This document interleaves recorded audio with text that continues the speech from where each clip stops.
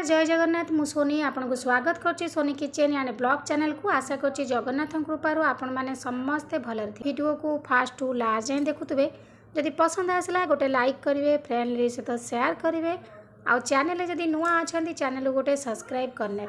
तो डेरी न करी चैनल स्टार्ट करवा। आज टिप्स रे अच्छी आपणकर फेस को लेकिन बर्तमान जो खरा दिन चली खरा दिने आपणकर फेस रे पूरा टर्निंग पड़ जाव, झाइया पिगमेंटेशन देखा खरार मुँह पूरा पुला पुला सीझीज, बहुत कुंडे लगी था, जलापोड़ा होता है। तो आराम से आप घर जिनस व्यवहार करके नेचुरल रेमेडी पूरा आपणकर फेस को पूरा इंस्टांट ग्लो करें।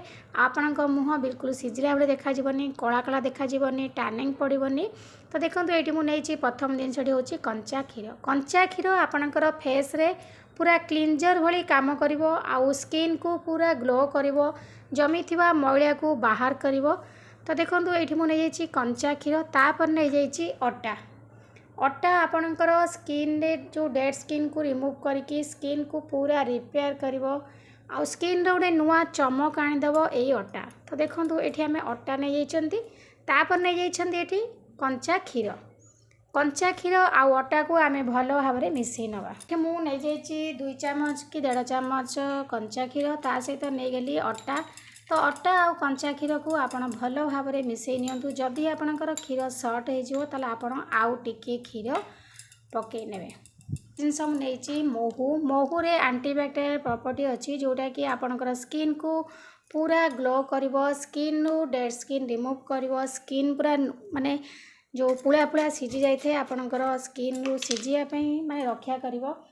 तो देखो ये आम अटा कंचा क्षीर ता सहित नहीं जा महू भल भाव में आप गोले नियंतु। जमी पेस्ट टी आप मुहरे लगे पारे से भाव में प्रस्तुत करने।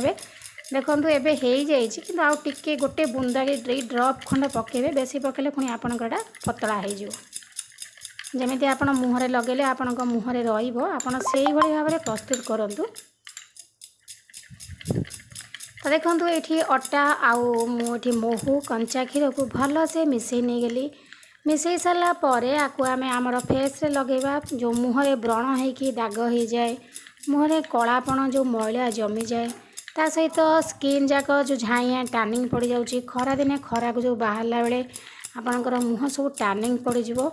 तो अटा आपणकर फेस को पूरा रिपेयर करिवो, डेड स्किन रिमूव करिवो, गोटे नुआ चमक आनीदेव आपण फेस रे।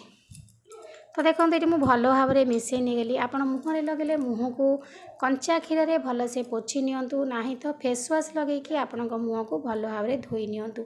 तापर आपको आप लगातु आपण इच्छा जिते बड़े आप लगे पारे, राति बेला लगे पारे ना दिन बेला आपको जिते बड़े टाइम से लगे।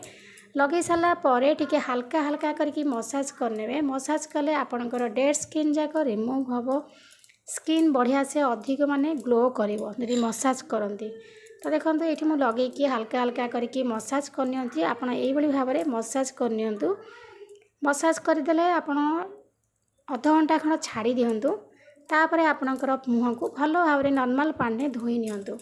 तो देखो ये लगे जो आपको देखली आप हल्का हल्का करके मसाज करंतु।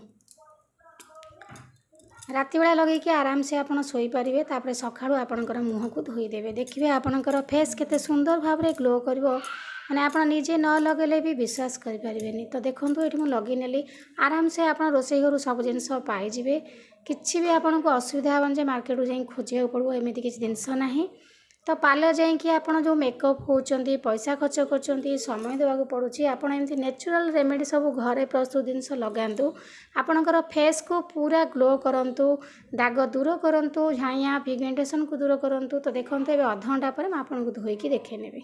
तो ये देखो अध घंटा पर मो हाथ को धोई नहीं। धोई सारापर आप देखिपे केते ब्राइट केते व्हाइट देखा जाउछि मो हाथ।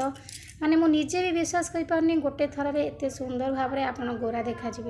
तो निजे लगातु, थे लगेला पर ही जानीपारे आप मुहरे कौन दाग रही कलापण दूर हो फेस को पूरा ग्लो करिवो। तो देखो मु लगे केते सुंदर भाव में गोरा देखा जाउछि। तो निश्चित भाव में सुंदर टिप्स टी आप अप्लाई करूँ। आशा कर आज वीडियो आपको पसंद आसो। यदि पसंद लाइक करेंगे, फ्रेंड सहित शेयर करेंगे, और चैनल जब नुआ अच्छा चैनल गोटे सब्सक्राइब करने। तो आज मुझे विदाय नौ पुणी देखा आप सहित नेक्स्ट वीडियो से पर्यंत रोचे। नमस्कार जय जगन्नाथ।